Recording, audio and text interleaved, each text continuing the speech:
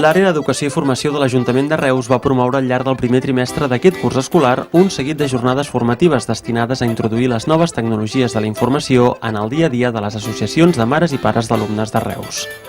Al llarg de 6 sessions celebrades del 6 d'octubre al 24 de novembre a la seu de l'entitat Cibercat i al Centre Cívic Migjorn, els participants van conèixer el funcionament de bases de dades i processadors de textos, com elaborar un cartell atractiu per difondre activitats i tot el que cal saber per gestionar de manera pràctica i senzilla webs, blogs o correus electrònics, així com la comptabilitat de l'associació.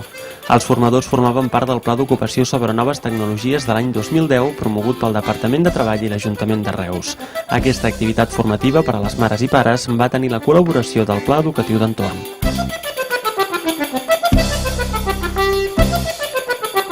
L'Escola Pompeu Fabra ha iniciat aquest curs escolar l'activitat Biblioteca Oberta al Barri, que realitza amb la participació de l'agrupament Escolta i Guia Misericòrdia, una entitat que té la seu molt propera a l'escola i que s'encarrega de dinamitzar l'activitat. Els nens i nenes del barri on es troba l'escola, tant si en són alumnes com si no, tenen l'oportunitat de fer servir la biblioteca del centre cada tarda de dilluns a dijous, un cop acabat l'horari lectiu, i ho poden fer acompanyats per les seves famílies.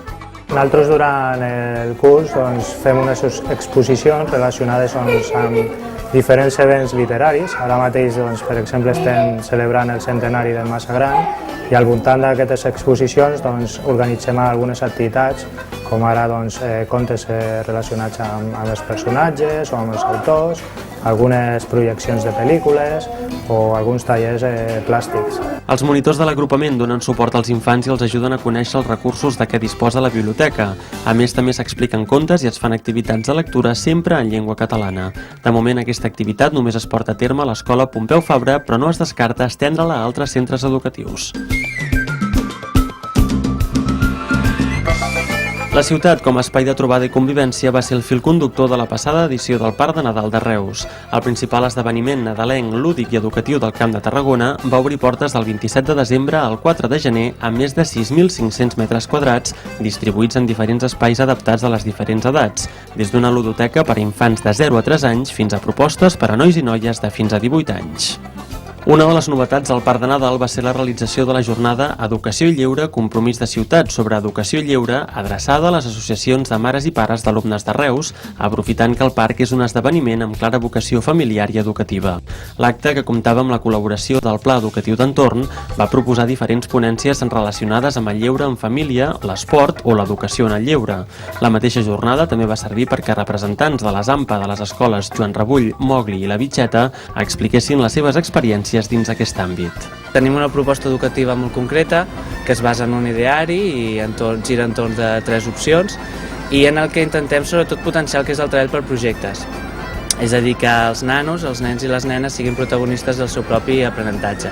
La tasca és una mica proposar iniciatives que es poden dur a terme durant tot l'any i que estiguin encaminades a que els infants, els nens de l'escola puguin gaudir d'aquestes festes. Hi ha festes assenyalades com pot ser la Castanyada, el Carnestoltes, les festes de fi de curs, però també d'altres que podem un format més petit no deixen de ser importants, com pot ser la festa del Dia de la Pau. Sant Jordi ja és prou festa, però intentem donar-li més ressò dins de l'escola. I d'altres que poden anar apareixent en el transcurs del curs. Aquesta jornada va tenir lloc en el marc de l'experiència a l'Espai de les AMPA al Parc de Nadal, un espai destinat a donar a conèixer les associacions de mares i pares d'alumnes i els seus centres educatius. Una de les propostes del Pla Educatiu d'Entorn de Reus que aplega més participants és l'activitat de dinamització lingüística, que durant aquest curs escolar segueixen 14 grups arreu de les escoles i entitats de la ciutat, les mateixes que el curs passat. Me gustaría aprender el idioma. Lo hablo en casa con los críos, pero no es lo mismo. Supongo que para un futuro, para un trabajo así de cara a público que tenga que aprender, que tenga que saber catalán bien, pues yo espero que me sirva para algo, más que nada para eso. L'objectiu de l'activitat és millorar la presència i l'ús social de la llengua catalana com a llengua comuna i de cohesió en un marc de respecte i valoració de la diversitat lingüística. S'adreça als familiars dels alumnes i a la gent del barri de l'escola o entitat en general i la intenció és que els participants assoleixin els coneixements mínims per utilitzar el català oral en situacions quotidianes.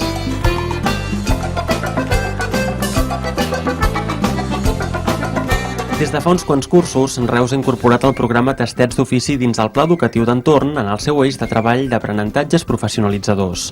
Des d'aquest curs s'ha posat en marxa el Tastet d'Ofici d'Horticultura, a través del qual un grup d'alumnes de secundària prenen contacte per primera vegada amb l'ofici de l'horticultura i posen en pràctica els seus coneixements amb tasques de millora i condicionament de l'hort de diversos centres educatius.